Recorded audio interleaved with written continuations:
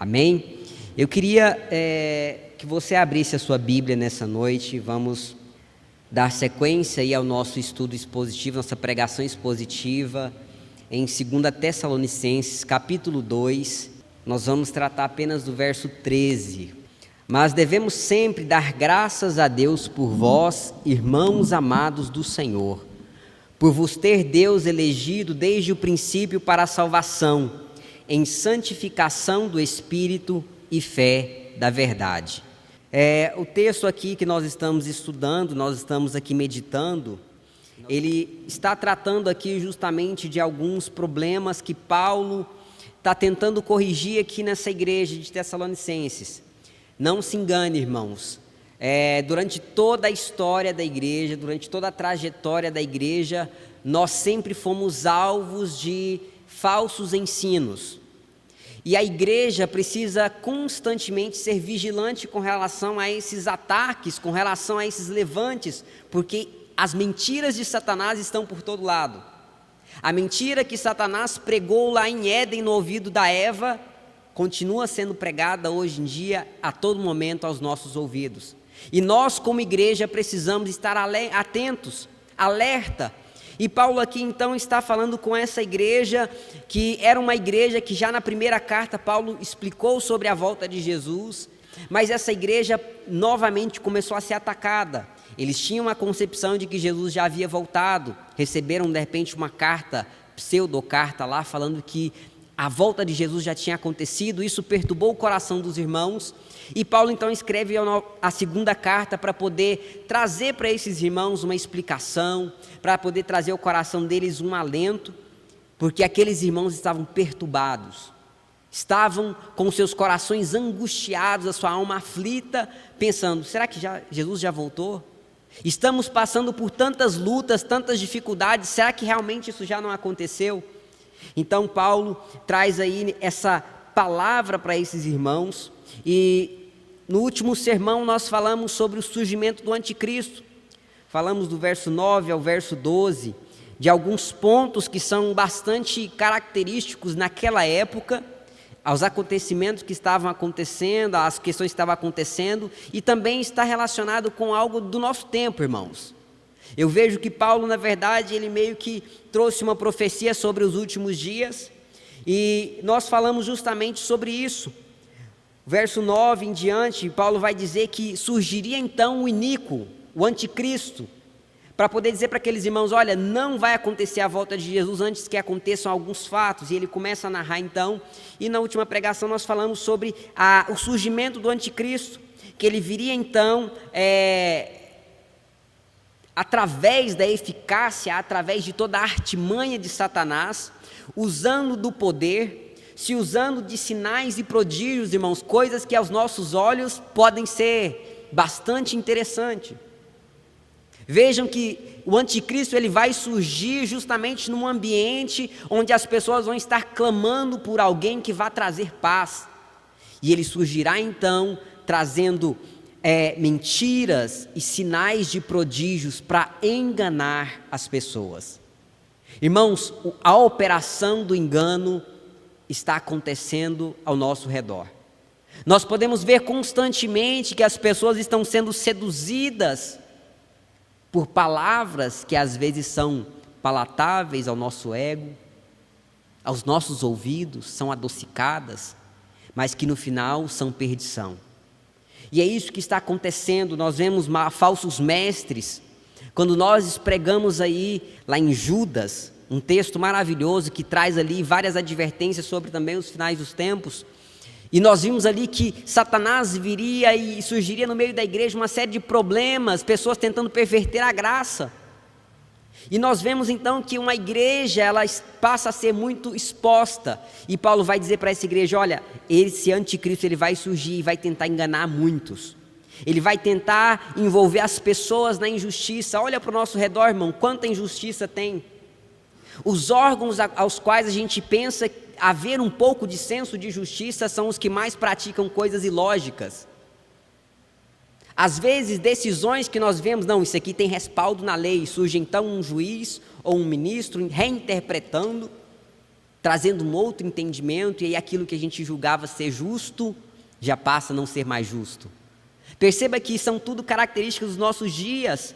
E aí o texto continuou dizendo que as pessoas, por não receberem esse amor, por não amarem a verdade, então elas estavam se apegando à mentira, se apegando ao erro, e por conta disso, Deus entregaria cada uma dessas pessoas à operação do erro. Isso Paulo falou para aqueles irmãos, que Deus entregaria as pessoas à operação do erro. Eu percebo, irmãos, que essas são características dos nossos dias. O Senhor, nós temos vivido dias onde as pessoas são tão obstinadas, as pessoas não são mais servas, as pessoas querem vir à igreja para serem servidas, as pessoas às vezes estão até tentando viver uma vida cristã, mas segundo o que eles pensam, o que eles acham, e a consequência disso é destruição, porque isso é uma operação do engano, é uma operação do erro. E não se engane, irmãos, muitas pessoas dentro da igreja podem estar sendo enganadas, se auto-enganando, e Deus permite, por causa da dureza do coração. E aí, então, Paulo advertiu esses irmãos para poder dizer, olha, esses sinais vão ser a característica aí do surgimento do anticristo, onde essas pessoas que preferiram a mentira ao invés da verdade serão julgadas por Deus. Um alerta, né? E agora aqui nós vemos que esse trecho que nós vamos estudar, vamos refletir, ele traz aqui um certo contraste com relação às características daquelas pessoas do verso 10 ao verso 12 que preferiram a mentira. E a característica dessas pessoas é que eles estavam mais preocupados então em seguir as mentiras, e ele vai trazer um contraponto para dizer, olha, essas pessoas do verso 13 e 14 são diferentes, porque elas vão preferir a verdade. Essas pessoas são diferentes porque elas vão amar, buscar ao Senhor, enquanto aqueles irão perecer, estes que estão crendo na verdade receberão a salvação. Enquanto aqueles que não estão atentos à voz do Senhor, estão atentos às mentiras, aos créditos da mentira, estes então vão decidir crer na verdade. Enquanto aqueles deleitam, têm prazer naquilo que é injusto, naquilo que é iniquidade, estes têm prazer em santificação no Espírito. Perceba, e esse contraponto que Paulo utiliza é justamente para deixar para aqueles irmãos e para a gente também, que nós podemos fazer escolhas. Nós podemos fazer escolhas, irmãos, em qual grupo nós queremos estar. Se no grupo daquelas pessoas que vão preferir as mentiras, vão preferir aquilo que é agradável aos nossos ouvidos, ou se estaremos naquele grupo que vão decididamente crer até o fim, porque sabem que ao final há uma salvação, há uma promessa de salvação para nós. Nós precisamos fazer essa escolha. E essa perícope, então, nós vamos perceber que algo bem importante, que a salvação, que a santificação, ela é necessária para a salvação. E eu achei esse texto assim realmente marcante, porque nós temos visto nos nossos dias tantas pessoas trazendo aí argumentos falaciosos para poder dizer que não, Deus me escolheu, eu sou eleito do Senhor, eu já sou salvo, eu não preciso fazer mais nada. Sabe, enquanto nós vemos aí pessoas pregando que não, Deus vai providenciar os meios para que eu seja salvo, porque afinal de contas é Ele o autor da salvação e eu não posso fazer nada, porque se eu fizer alguma coisa, eu estou tomando méritos para mim. Mas algo me chamou a atenção nesse texto, irmãos, que é justamente quando Paulo vai dizer que a santificação faz parte desse processo e que a salvação não acontece se não houver santificação. E é sobre isso que nós vamos então falar, e esse engano, nós esperamos que o Espírito Santo fale aos nossos corações para que esse engano não seja algo para as nossas vidas. Se não houver, irmãos, caráter de Cristo, não se engane, não há conversão. E se não há conversão, também não haverá salvação. Essa é uma realidade clara para nós. E Paulo vai começar então o verso 13 aqui, demonstrando a sua gratidão. A gratidão que ele tem pela perseverança desses irmãos. O texto vai dizer: mas devemos sempre dar graças a Deus por vós.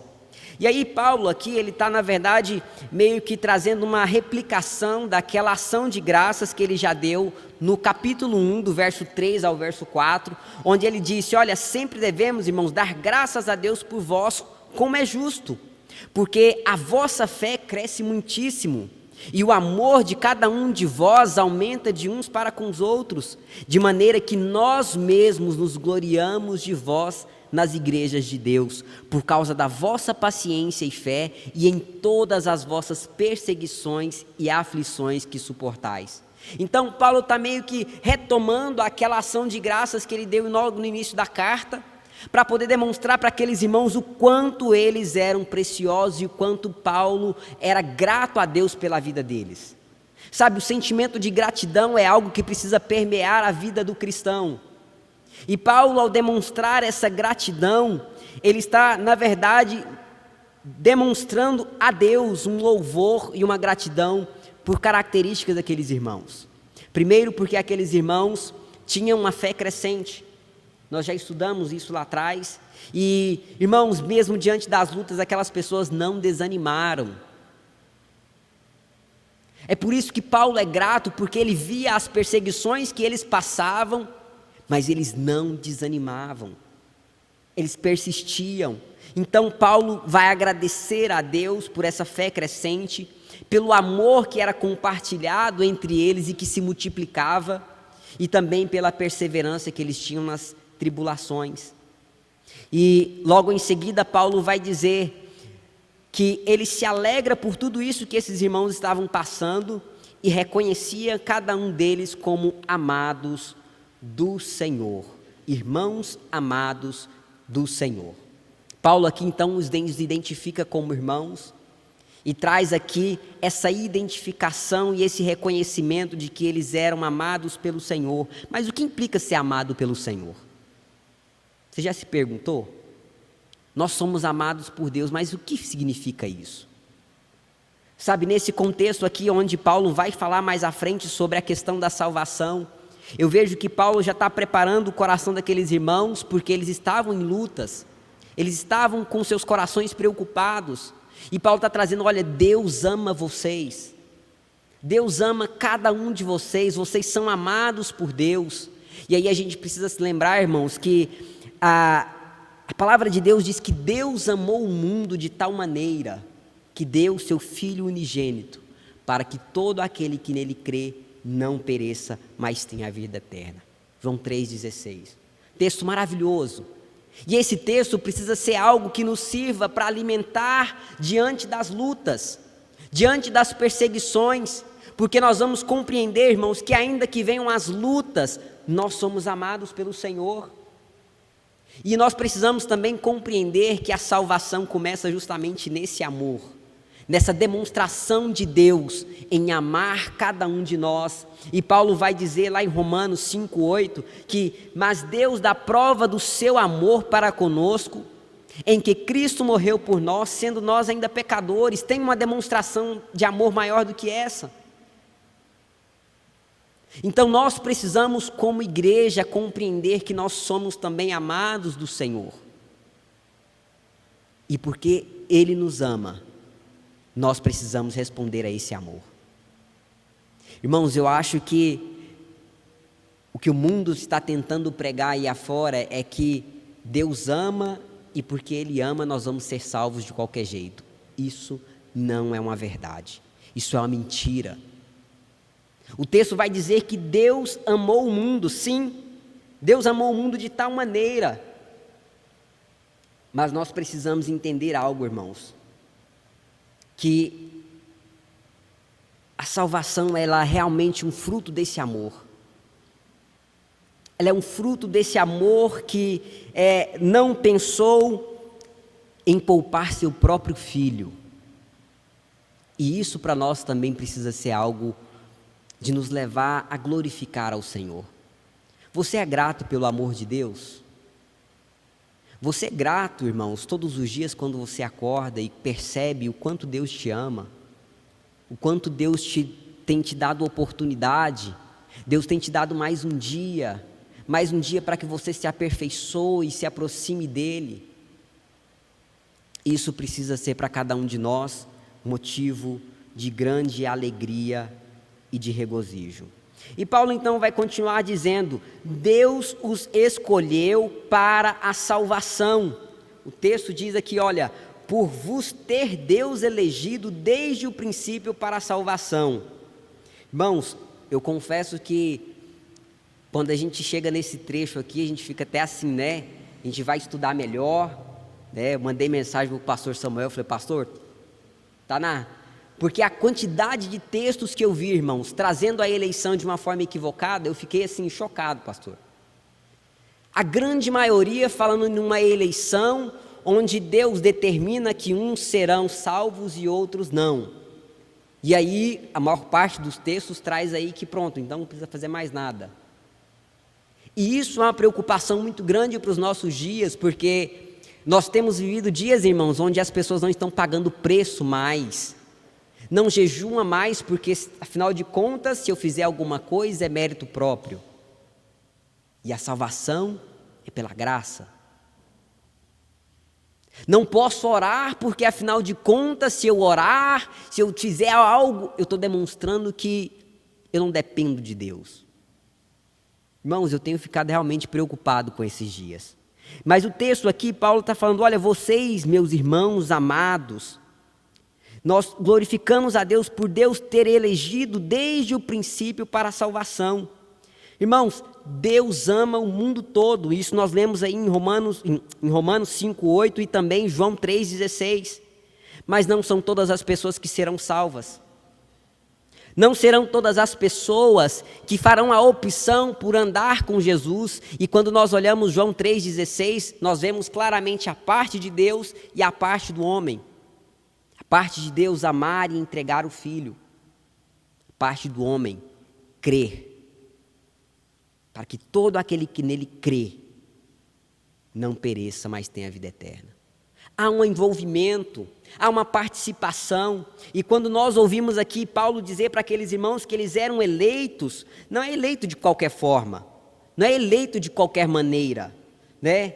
E quando nós olhamos também Efésios 1:4, outro texto que vai trazer isso sobre a doutrina da eleição, como também nos elegeu nele antes da fundação do mundo, para que fôssemos santos e irrepreensíveis diante dele em amor.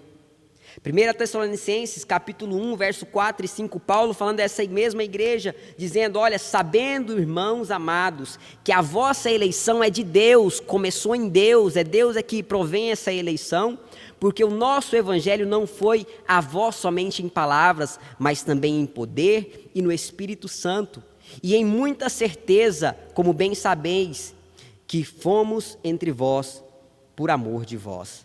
Então, o que Paulo está trazendo aqui para esses irmãos é que realmente eles foram eleitos, mas como funciona esse negócio de eleição? Como funciona essa eleição para a salvação a qual Paulo está falando aqui? E aí a gente precisa usar os outros textos bíblicos para a gente compreender melhor. 1 Pedro, capítulo 1, verso 2, vai dizer: eleito segundo a presciência de Deus Pai, em santificação do Espírito, para a obediência e aspersão do sangue de Jesus Cristo, graça e paz vos sejam multiplicadas. Pedro está trazendo aqui que a eleição, ela parte de uma presciência de Deus. Não é uma eleição onde Deus olha e fala: você está escolhido, pronto, e acabou, e desde a eternidade, o restante vai para o inferno, outros vai para o céu, e você que é eleito, Deus vai cuidar de você e você vai ser salvo, nem que... Não é assim, irmãos. Não existe facilidades, sabe? E aí, essa eleição, ela é baseada nessa presciência de Deus, porque somente Deus sabe, irmãos, quem é que vai estar perseverante até o final. Somente Deus sabe se eu e você vamos perseverar até o último dia. É por isso que nós precisamos estar atentos, irmãos.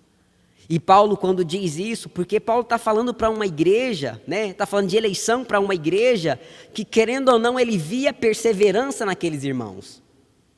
É por isso que Paulo está dizendo que há essa eleição, porque eles eram perseverantes mesmo diante das tribulações.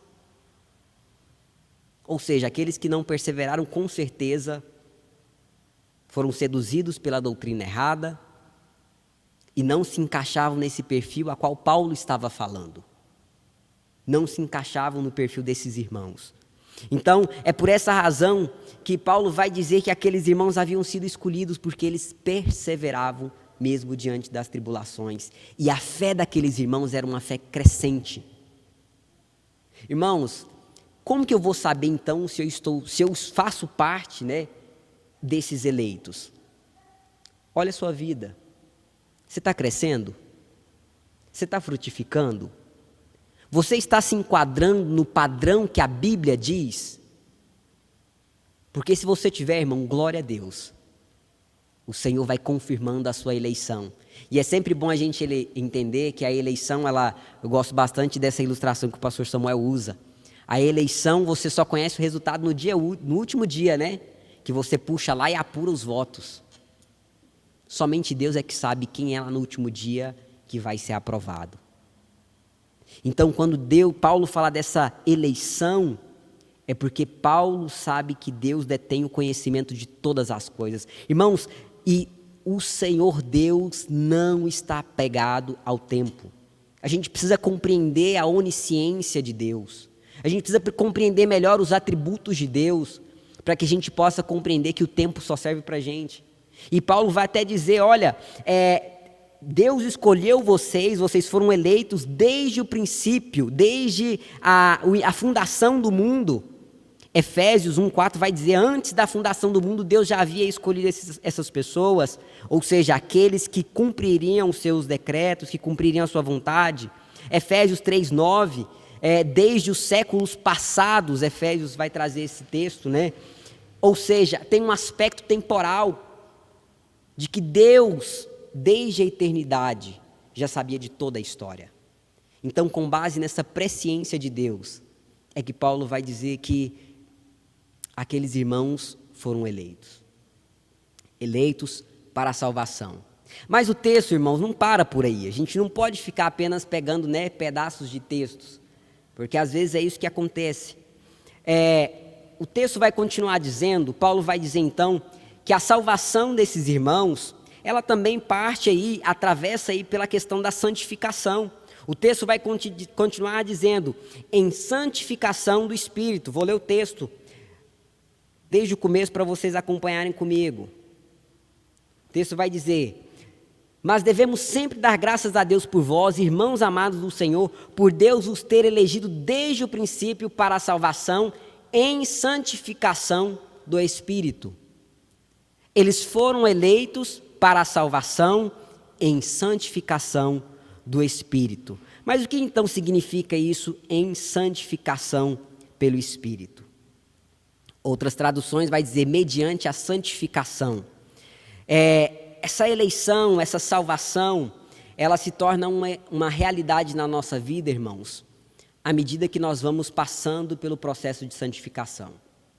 O cristão não pode, de maneira alguma, se desassociar desse processo de santificação. Nós fomos salvos da condenação, estamos sendo salvos num processo de santificação e nós seremos salvos quando o Senhor vier buscar a igreja. Mas enquanto nós estamos aqui, irmãos, nós precisamos necessariamente passar por uma santificação. E essa santificação, ela é uma santificação do Espírito, ou seja, através do Espírito Santo, e aí tem a participação, o envolvimento do Espírito Santo. 1 Pedro, capítulo 1, verso 2, nós lemos agora há pouco. Os eleitos segundo a presciência de Deus em santificação do Espírito para a obediência e aspersão do sangue de Cristo Jesus. Ou seja, aqueles que foram eleitos, eles precisam estar nessa santificação do Espírito. E aí eu pergunto para você, você está vencendo o pecado? Você está avançando na sua vida com relação àquelas questões que tentam te derrubar? espiritualmente? Porque, irmãos, o pecado está ao nosso derredor. Para tudo quanto é lado, nós estamos cercados de um ambiente hostil, que nos tenta seduzir, irmãos, para que o crente não viva em santificação. E fora esse ambiente hostil, a gente ainda encontra às vezes pessoas que vão dizer: você não pode ser Caxias, você é careta demais, porque você diz não para o pecado, porque você opta por fazer o que é correto. Então o cristão precisa sim fazer escolhas, irmãos, escolhas corretas que nos aproximem de santidade. E aí Paulo vai trazer aqui que essa santificação ela é obra do Espírito, sim. E a santificação ela não é meramente pela vontade humana. Eu não vou me santificar somente pelo meu intelecto. Ela exige sim nós compreendermos que é o Espírito Santo que vai nos fazer vencer o pecado. É o Espírito Santo que vai nos tornar capazes de vencer as ciladas e as tentações. Nós só vamos vencer o pecado, irmãos, a partir do momento que nós buscarmos auxílio no Espírito Santo, o Consolador, aquele que não nos desampara, aquele que é o ajudador e aquele que está aqui para nos aperfeiçoar em mim e você o caráter de Cristo. Irmão, você acha que isso é pouca coisa? Eu sozinho não vou conseguir transformar a minha vida no caráter de Cristo. É por isso que eu preciso do Espírito Santo. É por isso que eu preciso ter intimidade com o Espírito Santo. Para que o Espírito Santo possa me falar: olha, Otiniel, isso que você falou não foi correto. Olha, cuidado com o que você está pensando. Não vai por esse caminho. Olha, paga o preço. Não vai pelo caminho da facilidade. Irmãos, o Espírito Santo nos alerta. Você sabe quando você está fazendo algo errado e o Espírito Santo te alerta. E aqui a gente precisa estar atento, porque ao fazer a escolha pela santidade, nós nos amoldamos a esse grupo a qual Paulo está se dirigindo. Pessoas que estão sendo preparadas para uma salvação. Mas também quando nós deixamos de ouvir ao Espírito Santo, nós nos encaixamos nessas pessoas que dão ouvidos à mentira, que Paulo disse nos versos anteriores. Então nós precisamos compreender, irmãos, que a santificação é pelo Espírito. 2 Coríntios capítulo 3, verso 18, Paulo dizendo: mas todos nós com o rosto descoberto, refletindo como um espelho a glória do Senhor, somos transformados de glória em glória na mesma imagem, como que pelo Espírito do Senhor. Irmãos, nós somos transformados de glória em glória. 9 anos se passaram. Faça um balanço da sua vida. De lá para cá você cresceu? Você procurou mais a santidade de Deus para a sua vida? Você procurou mais se separar? Você procurou mais estar na presença do Senhor? Porque é isso que nós precisamos fazer. Mas nós também não podemos excluir, irmãos, que nesse processo de santificação há sim a participação do homem. Não é meramente a vontade humana, o intelecto, mas há sim o nosso envolvimento em querer buscar as coisas que são santas, que são aprovadas diante de Deus. Sabe, através de uma vida de santificação que nós vamos confirmar essa salvação, essa eleição em Cristo Jesus. Então, essa transformação tem que ser constante. Todos os dias eu preciso me preocupar. Mas como que funciona isso na prática? Todos os dias eu então preciso me separar. Quando vier propostas do mundo, por mais que elas sejam tentadoras, irmãos, optem por agradar ao Senhor. Cuidado por aquilo que é um prazer momentâneo. Cuidado por aquilo que tem uma proposta muito vantajosa, porque em muitos casos é cilada do diabo. É o inimigo tentando nos enganar, tentando nos tirar daquilo que é essencial para as nossas vidas, que é a presença de Deus. Então, na prática, opte por orar mais. Você pode acordar de madrugada, acorda, ora, busca ao Senhor. Hoje nós falávamos isso na aula do nosso professor Eduardo ali.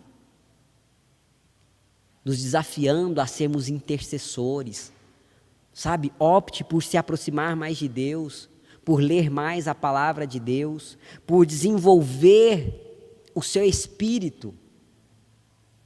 Interessante, né, irmãos? Nós às vezes estamos tão preocupados em desenvolver o nosso intelecto, outros vão para a academia e se desgastam para ter ali músculos, né?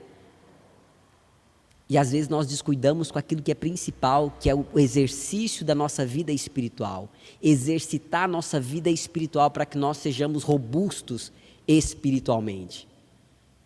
E aí é interessante a gente pensar isso, porque nós vamos conseguir exercitar a nossa vida espiritual através das práticas de oração, de ações de graça. Irmãos, práticas de amor. Sabe, você pode exercer amor durante o seu dia, exerça. Compaixão, misericórdia, intercessão. Sabe, é dessa maneira que nós vamos buscar uma santificação diária, nos afastando daquilo que você vê que é nocivo. Se eu vejo que ali é um negócio que não vai me aproximar de Deus, que não é produtivo, corre. Não precisa envolver. E é dessa forma que nós vamos fazendo as escolhas corretas para nos aproximar do Senhor. Lá em 1 Pedro, capítulo 1, verso 15 e 16, Pedro vai dizer: mas como é santo aquele que vos chamou, sede vós também santos em toda a vossa maneira de viver. Não é só em uma área, tá? Não é só no culto de domingo. Não é só no final de semana. É em toda a vossa maneira de viver. Porquanto está escrito: sede santos, porque eu sou santo. Irmãos, não podemos esquecer que sem a santificação ninguém verá o reino de Deus. Então nós não podemos conceber uma salvação ou uma eleição que não envolva a santificação diária.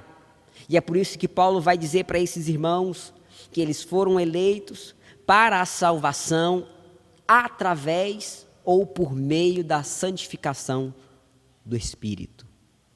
Santidade. Procure santidade, meu irmão.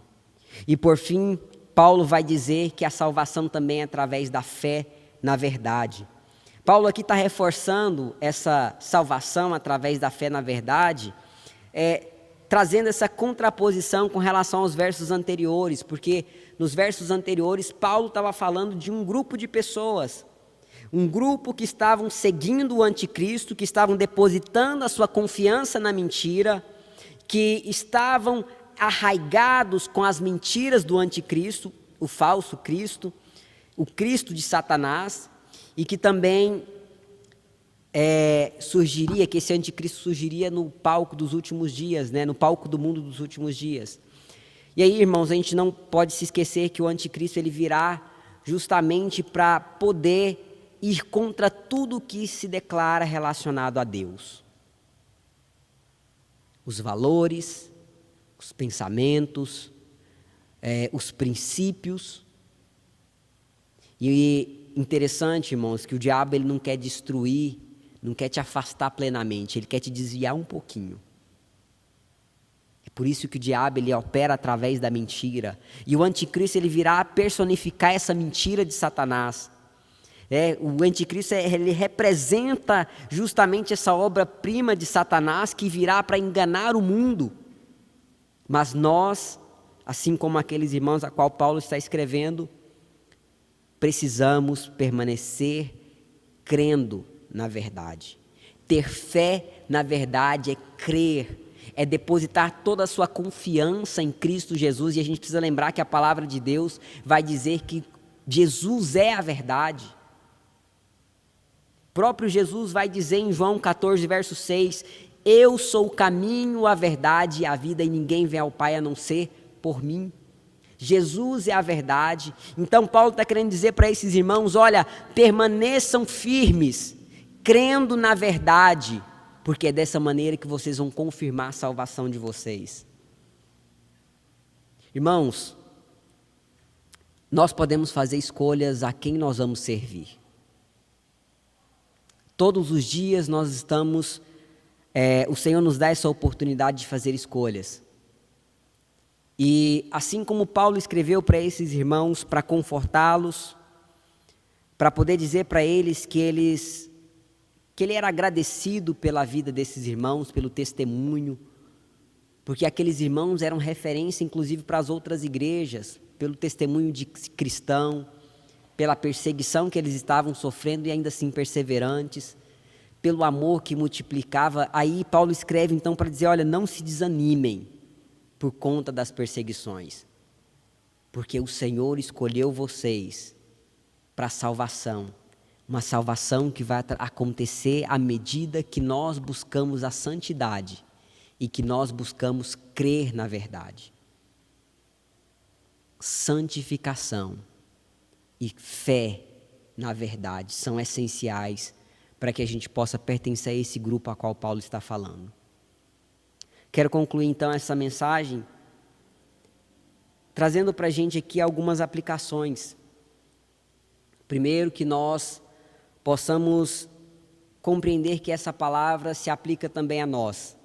Nós estamos numa caminhada onde nós ainda não sabemos se nós somos salvos, se nós seremos salvos. Mas nós podemos, dia após dia, confirmar essa salvação, crendo no Senhor, crendo no Evangelho, rejeitando as mentiras do diabo, rejeitando aquilo que nos aproxima do pecado, rejeitando tudo aquilo que se diz contrário a Deus e nos aproximando do Senhor. Dessa maneira nós vamos conseguir sim experimentar mais de Deus, ter intimidade, transformação pelo Espírito Santo e vamos conseguir, irmãos, algo maravilhoso, que é estar com Cristo Jesus. Quantos aqui querem estar com Cristo Jesus? Busquem santificação e creiam na verdade. Amém? Que o Espírito Santo possa falar o seu coração, que o Espírito Santo possa te conduzir, irmãos, nesses dias, a uma entrega total. Tá? Eu vejo que, às vezes, nós temos muitas reservas. E Deus não quer um quartinho da sua vida. Ele quer você completamente. Feche os seus olhos, vamos orar. Pai querido, nessa noite eu quero te agradecer pelo teu amor, pela tua graça que nos alcança, ó Deus, de tantas formas, inclusive nos proporcionando a oportunidade, ó Deus, de refletir sobre esse texto. E que nós aguardamos ansiosamente pela tua volta, ó Pai. Em nome de Jesus, nós te agradecemos. Amém.